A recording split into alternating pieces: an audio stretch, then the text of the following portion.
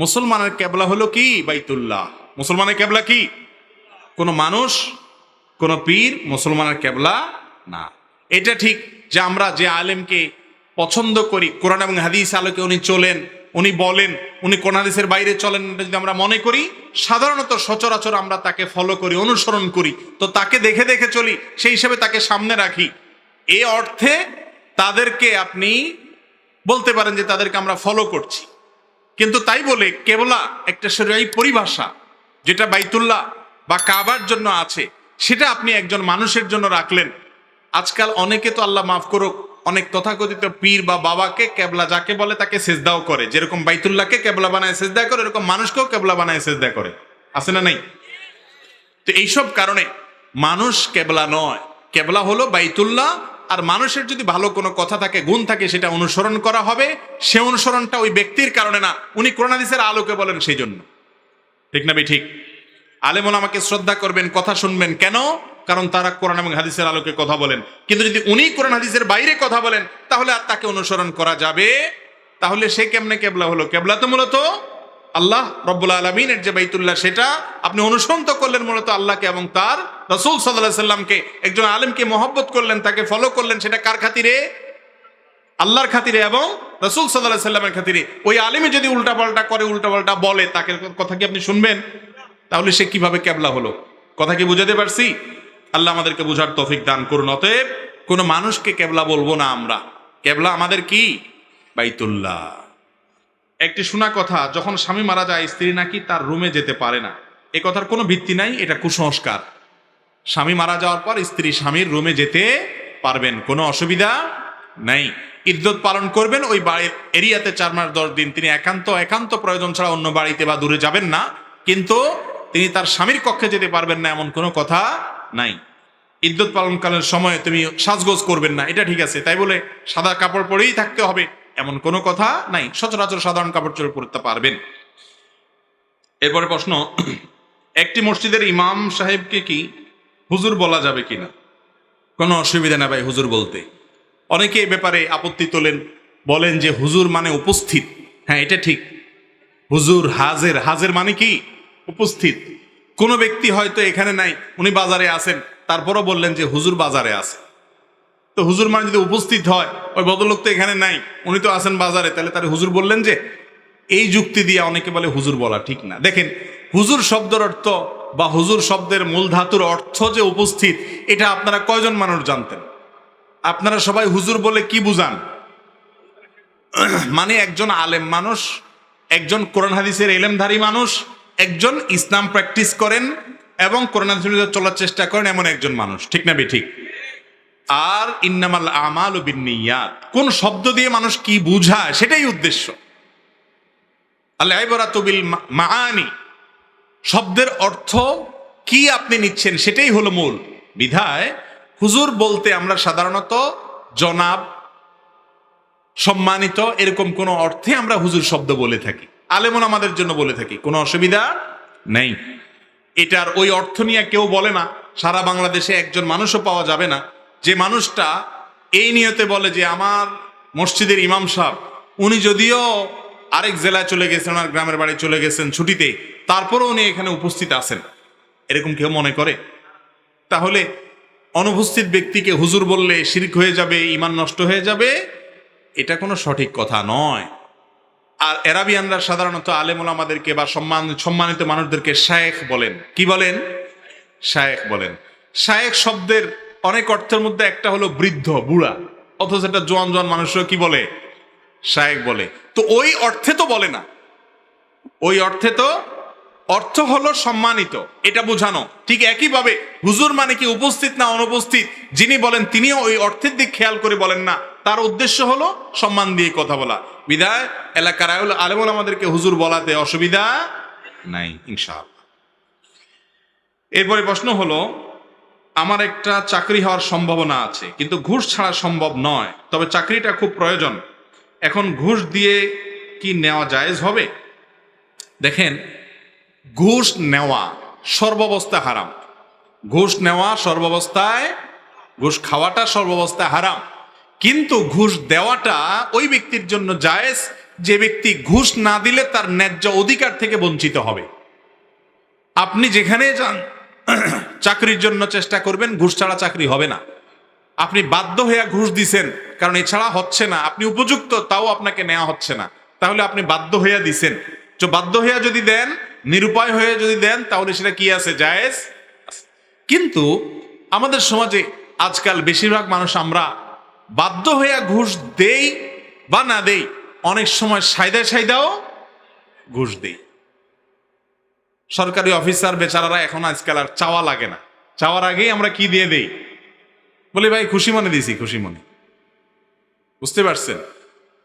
একবার যাত্রাবাড়ি দিয়ে কোথাও যাচ্ছিলাম, এক পুলিশ আমার গাড়ি থামাইছে, কোনো অসুবিধা নাই, তারপরেও সে বলতেছে হুজুর বুঝে নিত 100টা টাকা দেন।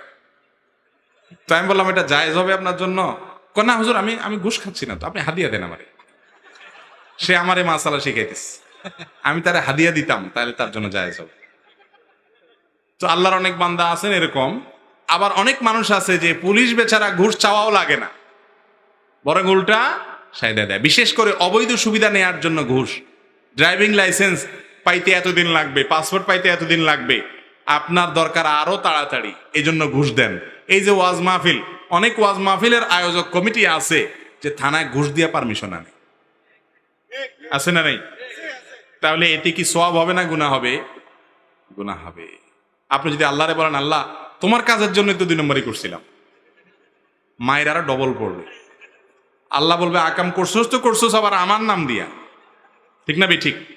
অতএব এগুলো করা যাবে না। তবে হ্যাঁ, নিরুপায় অবস্থায় আছেন যে আপনার ন্যায্য অধিকার কিন্তু আপনাকে বঞ্চিত করা হচ্ছে, ঘুষ ছাড়া ফাইল ছাড়বে না, আপনি বাধ্য হয়েছেন, এখানে দিয়েছেন, আপনার গুনাহ হবে না ইনশাআল্লাহ। তবে ঘুষ ছাড়া যদি চাকরি না হয়, কেন চাকরি করতে হবে ভাই? উদ্যোক্তা হন, ব্যবসা শুরু করেন, ক্ষেত খামারে শুরু করেন।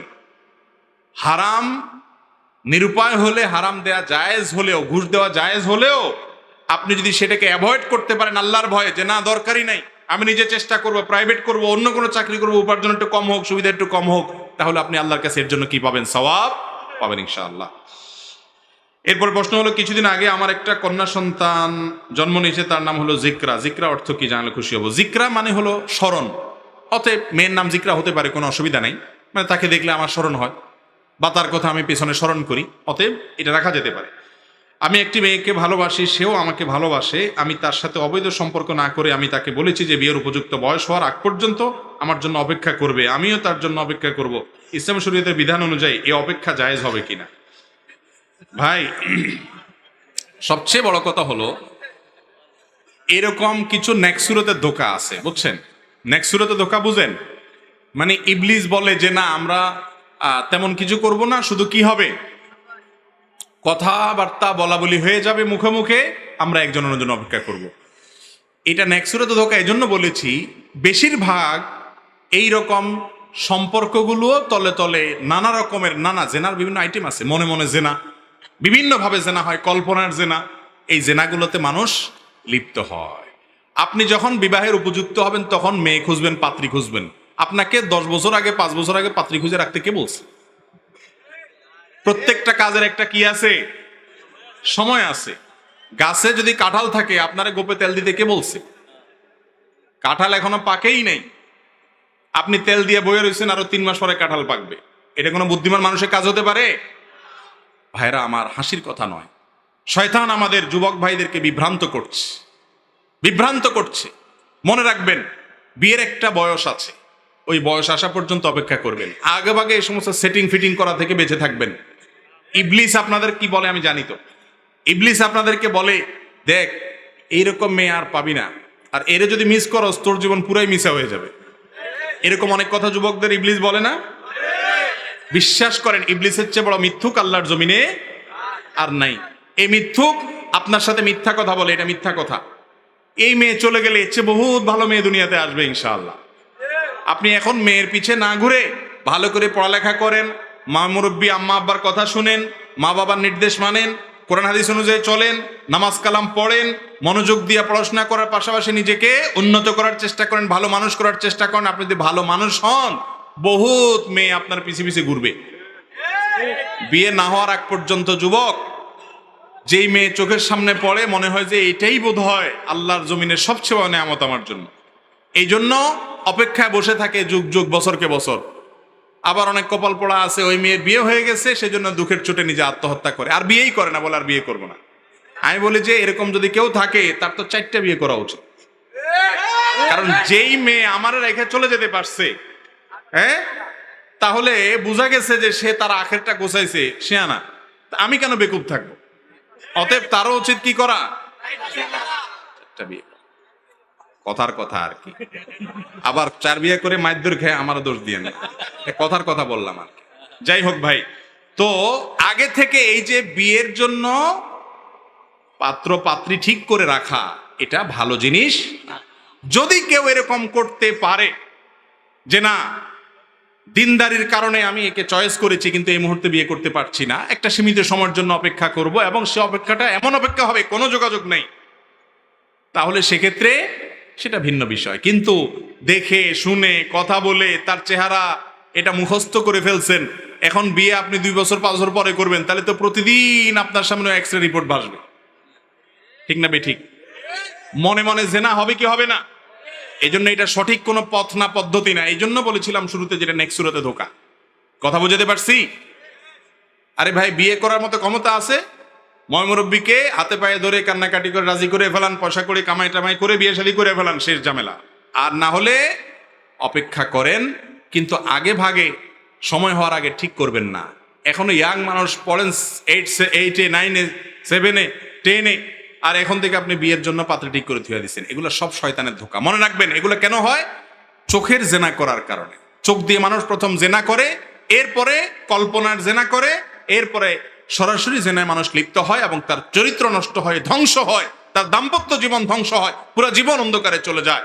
সাময়িক হারাম হারাম প্রাপ্তি এবং হারাম আনন্দ করতে গিয়ে গোটা জীবনকে জাহান্নাম করে দিবেন না। দুনিয়াতেই আপনি বুঝতে পারবেন যে আপনি হারাম রিলেশন করার কারণে কত বড় নেয়ামত হারিয়েছেন। আমি জানি ক্লাস 7-8 থেকে নিয়ে একবারে টপ লেভেল পর্যন্ত আজকাল বেশিরভাগ যুবক বা শিক্ষার্থীরা তাদের চরিত্রকে হেফাজত করতে পারছে না।